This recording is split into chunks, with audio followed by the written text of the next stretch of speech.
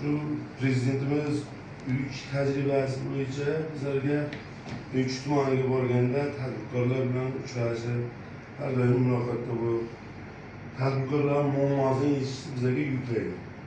Qaysilaringizda qanaqa muammo bor, kim to'sqinlik qilyapti, shu bo'yicha qanaqa savollaringiz bo'lsa aytingiz.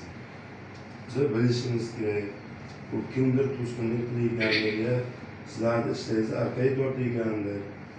Doimiy nazoratda yurish kerak. Qaysilaringizda qanday masalalar? Assalomu alaykum. Bizda kredit olish hech qanaqa muammo bo'lgani yo'q. Shu chorvadorlik bo'yicha 13 million pul olmoqchi edik, aka berib ololmam, Urfonbek. Shunga amaliy yordam berishni so'rayman. Boshqa muammo yo'q. Nimasi masala?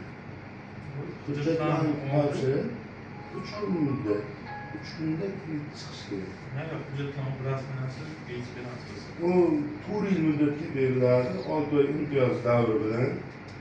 Yigitlarga 25%, xotin-qizlarga 23%. Naqd pulda beriladi.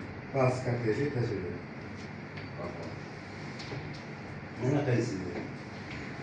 Sen kredit oldik, chorvachilik bo'yicha. Muammo bo'lgani yo'q. Boshqalarga xolasdan amaliy yordam berishimiz. Nimasiga kredit chiqish kerakmi sizga? Endi Berdim 3 kun ichida chiqarib beradi. Siz qanaqa olyapsiz? Qaysi yo'nalish bo'yicha? Mahalla loyihasimi, biznesga ko'makmi? 50 million. 17 million biznesga ko'mak. 4 yil muddatga to'g'ri tushuntirganda naqd pulda beradi. Siz nomingizga olgan bo'lsangiz 23%.